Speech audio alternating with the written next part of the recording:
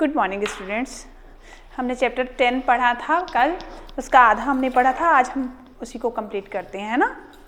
आज वही उसके आगे ही कंटिन्यू करते हैं। हमने कहाँ तक पढ़ लिया था? अनुनय नहीं विनय सुनता था, इस वाले पद्य तक हो गया था। इसके आगे आज हम पढ़ेंगे। छिनी राजधानी दिल्ली की, लिया लखनऊ बातों बात, कैद पेशवा था बिठूर में, हुआ नागपुर का भी घात, उदयपुर तंजौर सतारा, कर्नाटक की कौन बिसात, जबकि सिंध पंजाब ब्रह्म पर अभी हुआ था वज्र निपात, बंगाली मद्रास आदि की भी तो यही कहानी थी, बुंदेले हरवोलों के मुँह हमने सुनी कहानी थी, है ना। झांसी की रानी हम कल पढ़ रहे थे। सब यहाँ तक पढ़ लिया था कि जो डलहौजी था उन्होंने रानी को, मतलब जो रानी थी उनके क्षेत्र में, मतलब झांसी में कब्जा करना चाहा। वो किसी की दया याचना नहीं सुनता था, व्यापारी बनकर भारत आया था। इतना हम पढ़ चुके थे, है ना। तो छिनी राजधानी दिल्ली की, दिल्ली राजधानी को उन्होंने छीन लिया था। लखनऊ को भी अपने हाथों में ले लिया था। किसने? अंग्रेजों ने। पेशवा जो थे उन्हें बिठूर की जेल में कैद कर लिया था। नागपुर पर भी उन्होंने हमला किया था। उदयपुर, तंजौर, सतारा और कर्नाटक, सब जगह उन सब जो ये क्षेत्र थे, ये राज्य थे, वो सब उनकी बिसात पर थे। जबकि सिंध, पंजाब और ब्रह्म पर अभी ही उन्होंने हमला किया था। बंगाल और मद्रास की भी यही कहानी थी। हमने बुंदेलखंड के कवियों के मुंह से सुना है, चारण कवियों के मुंह से सुना है कि झांसी की रानी लक्ष्मीबाई युद्ध क्षेत्र में मर्दों की तरह लड़ी थी। अब आगे देखिए। रानी रोई रनिवासों में, बेगम गम से थी बेजार, उनके गहने कपड़े बिकते थे कलकत्ते के बाजार, सरेआम नीलाम छापते थे अंग्रेजों के अखबार, नागपुर के जेवर ले लो, लखनऊ के लो 9 लखे हार, यूं पर्दे की इज्जत परदेसी के हाथ बिकानी थी, फिर बुंदेले हर बोलो के मुख हमने सुनी कहानी थी। रानी रोई रनिवासों में, रानियां जो थी अपने रनिवास में रो रही थी, बहुत दुखी थी, क्योंकि हर जगह अंग्रेजों ने कब्जा किया था, उनको बहुत दुख था। बेगम जो थी अपने अपने, जैसे लखनऊ वगैरह में जो नवाब थे उनकी बेगमें थी, वो बहुत अत्यधिक दुखी थी। उनके गहने और कपड़े नीलामी में बेचे जाते थे, अंग्रेज उनकी नीलामी करते थे। कलकत्ते के बाजार में सरेआम नीलाम छापते थे उन अंग्रेजों के जो अखबार थे, जो अखबार चलाते थे अंग्रेज यहाँ पर, उनमें उनकी नीलामी करते थे, उनके कपड़ों की, उनके गहनों की। और क्या लिखते थे कि नागपुर के जेवर ले लो और लखनऊ के 9 लखे हार ले लो। इस तरह जो पर्दे की इज्जत थी, जो इज्जत आज तक पर्दे में थी, रानियां जो थी वो पर्दे में रहती थी, है ना। तो जो इज्जत आज पर्दे में थी वो कोई परदेसी आकर बेच रहा था। हमने बुंदेलखंड के कवियों के मुँह से सुना है कि झांसी की रानी लक्ष्मीबाई युद्ध क्षेत्र में मर्दों की तरह लड़ी थी। फिर कुटियों में थी विषम वेदना, महलों में आहत अपमान, वीर सैनिकों के मन में था अपने पुरखों का अभिमान, नाना धुंधु पंत पेशवा जुटा रहा था सब सामान, बहन छवेली ने रणचंडी का कर दिया प्रकट आह्वान, हुआ यज्ञ आरंभ उन्हें तो सोई ज्योति जगानी थी। फिर क्या था? कुटियों में थी विषम वेदना, मतलब जो कुटिया के लोग थे, गरीब तबके के लोग थे, उनमें अत्यधिक दुख था, वेदना थी। महलों में अपमान, महलों के लोग अपमान से आहत थे। वीर जो सैनिक थे उनके मन में, हमारे देश के जो सैनिक थे उनके मन में अपने पुरखों के प्रति अभिमान जाग उठा था।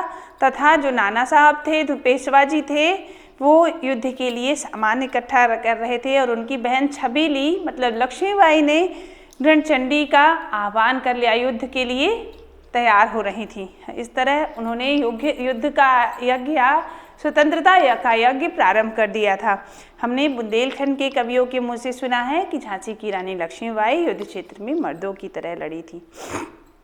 फिर अगला है, महलों ने दी आग, झोपड़ी ने ज्वाला सुलगाई थी, यह स्वतंत्रता की चिनकारी अंतरतम में छाई थी, झांसी चेती, दिल्ली चेती, लखनऊ लपटे छाई थी, मेरठ, कानपुर, पटना ने भी भारी धूम मचाई थी, जबलपुर, कोल्हापुर में भी कुछ हलचल उकसानी थी, बुंदेले हरवोलों की मुख हमने सुनी कहानी।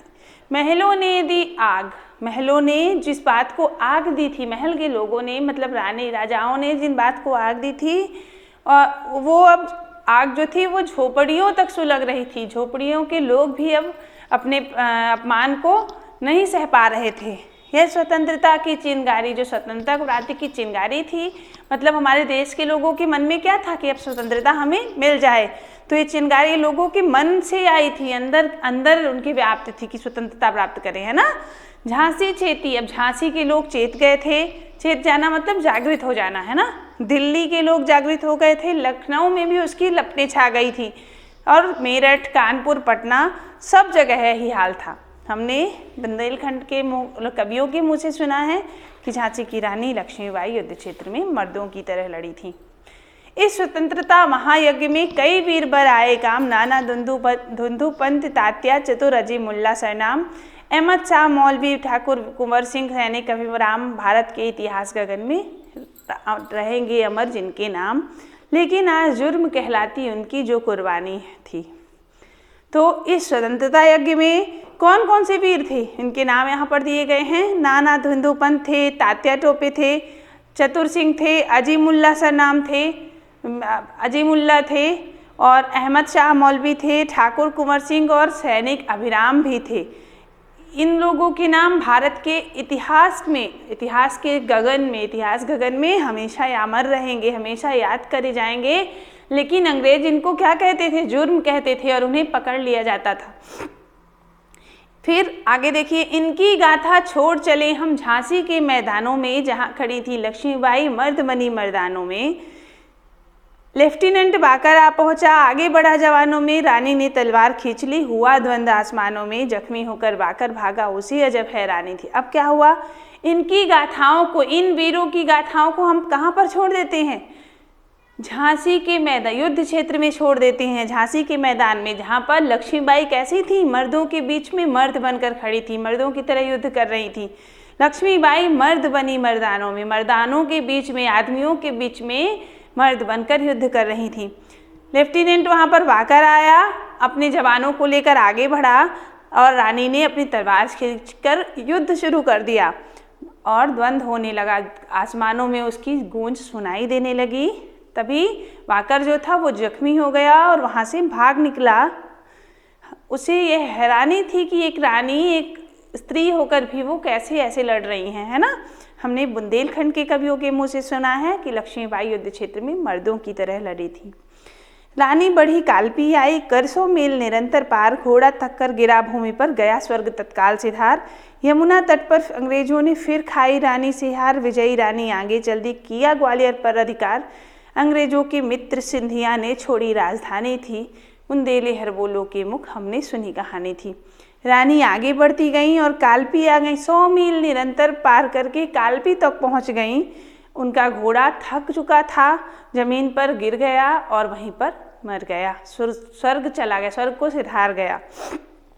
फिर एक बार अंग्रेजों को रानी ने हार खिलाई, हार का मुँह दिखाया, और वहाँ से आगे बढ़ गईं। ग्वालियर पर भी उन्होंने अधिकार कर लिया, तथा अंग्रेजों के जो मित्र थे सिंधिया, उन्होंने भी अपनी राजधानी को वो छोड़कर भाग गए। हमने बुंदेलखंड के कवियों, चारण कवियों के मुँह से सुना है कि रानी लक्ष्मीबाई युद्ध क्षेत्र में मर्दों की तरह लड़ी थी। विजय मिली पर अंग्रेजों की फिर सेना घिराई थी, अब के जनरल स्मिथ सम्मुख था, उसने मुँह की खाई थी। कान्हा और मंदिरा सखियाँ रानी के संग आई थी, युद्ध क्षेत्र में उन दोनों ने भारी मार मचाई थी। विजय मिली, रानी को विजय तो प्राप्त हो गई थी, लेकिन अंग्रेजों ने हार नहीं मानी थी। उन्होंने अपने सैनिक फिर से इकट्ठे किए और फिर आ गए। इस बार उनका जनरल कौन था, स्मिथ था, उनके रानी के सामने था। उसे वह पहले ही एक बार रानी से हार चुका था। कान्हा और मंदिरा सखियाँ, उनकी सखियाँ जो थी कान्हा और मंदिरा, वो सब रानी के साथ आई थी। युद्ध क्षेत्र में उन्होंने भी अच्छा युद्ध किया था, पर पीछे ह्यूरोज आ गया, लेकिन ह्यूरोज ने पीछे से रानी को घेर लिया। और हमने बुंदेलखंड के कवियों से सुना है कि झांसी की रानी लक्ष्मीबाई युद्ध क्षेत्र में मर्दों की तरह लड़ी थी। फिर आगे देखिए, तो भी रानी मार काट कर चलती बनी सैन्य के पार, किंतु सामने एक नाला आया था यह संकट विषम अपार। घोड़ा आड़ा नया घोड़ा था, इतने में आ गए सवार, रानी एक सत्र बहुतेरे होने लगी बार पर बार। घायल होकर गिरी सिंघनी, उसी वीर गति पानी थी। तो भी रानी मार काट कर, तो भी रानी आगे चलती गई। ये रानी मार काट कर उनको पीछे छोड़ते हुए आगे बढ़ गई, चलती बनी सैन्य के पार, सैनिकों को पीछे छोड़ गई। लेकिन सामने क्या था, एक नाला पड़ गया जो एक बहुत बड़ा संकट था। घोड़ा उनका अड़ गया, अभी नया था क्योंकि पहले वाला घोड़ा उनका स्वर्ग को प्राप्त हो गया, सिधार गया था। रानी अकेली थी, उनके बहुत सारे शत्रु थे और वार पर वार होने लगे। रानी वहीं पर शेरनी की तरह घायल होकर गिर पड़ी, क्योंकि उन्हें युद्ध क्षेत्र में ही वीरगति पानी थी, है ना। रानी गई सिधार चिताब, उसकी दिव्य सवारी थी। मिला तेज से तेज की वह सच्ची अधिकारी थी। अभी उम्र कुल 23 की थी, मनुज नहीं अवतारी थी। हमको जीवित करने आई वह स्वतंत्रता नारी थी। दिखा गई पथ सिखा गई, हमको जो सीख सिखानी थी। बुंदेले हर बोलो के मुख, हमने सुनी कहानी थी। रानी गई सिधार, रानी स्वर्ग को पा गई। अपने जिस स्थान की वो सच्ची अधिकारी थी उसे वो मिल गया। उसकी दिव्य सवारी क्या थी? चिता थी। चिता की आग ही उनकी सवारी थी। जिस तेज को वो प्राप्त करना चाहती थी वह उसे पा गई, उसी की वो अधिकारी थी। वही तेज उनको मिलना था, वीरगति ही उन्हें मिलनी थी। उनकी उम्र मात्र 23 वर्ष की थी। वह मनुज नहीं थी, मनुष्य नहीं थी, देवताओं का अवतार थी, देवी देवताओं का अवतार थी। हमको स्वतंत्रता की वो शिक्षा देने आई थी। हम सभी को स्वतंत्रता प्राप्ति का एक रास्ता दिखा गई थी। हमें जो शिक्षा देनी थी उन्होंने दे दी और चली गई। हमने बुंदेलखंड के कवियों के मुँह से सुना है कि झांसी की रानी लक्ष्मीबाई युद्ध क्षेत्र में मर्दों की तरह लड़ी थी। आगे देखिए, जाओ रानी याद रखेंगे हम कृतज्ञ भारतवासी, यह तेरा बलिदान जगावेगा स्वतंत्रता अविनाशी। हो बे चुप इतिहास, लगे सच्चाई को चाहे फांसी। हो मदमाती विजय मिटा दे गोलों से चाहे झांसी, तेरा स्मारक तो ही होगी तो खुद अमिट निशानी थी। अब अंतिम लाइन है ये, जाओ रानी याद रखेंगे। जाओ रानी, हम भारतवासी कृतज्ञ होकर तुम्हारा एहसान मानेंगे, हम तुम्हारे एहसानमंद रहेंगे हमेशा। यह तेरा बलिदान, तुम्हारा यह बलिदान स्वतंत्रता को हम प्राप्ति करेगा, स्वतंत्रता दिलाएगा हमें। जो ये तुम्हारा बलिदान है वो व्यर्थ नहीं जाएगा। भले ही इतिहास चुप हो जाए, सच्चाई को चाहे फांसी दे दी जाए, सच बोलने पर चाहे हमें फांसी ही क्यों नहीं दे दी जाए, चाहे विजय के मद में आकर, उन्माद में आकर अंग्रेज झांसी को गोलों से उड़ा दें, लेकिन तुम्हारा स्मारक तुम खुद होगी। तुमने इतने अच्छे काम किए हैं कि तुम्हें हमेशा याद किया जाएगा। तुम ही झांसी की निशानी हो, तुम्हारे नाम से झांसी को याद किया जाएगा, है ना। हमने बुंदेलखंड के कवियों के मुंह से सुना है कि झांसी की रानी लक्ष्मीबाई युद्ध क्षेत्र में मर्दों की तरह लड़ी थी।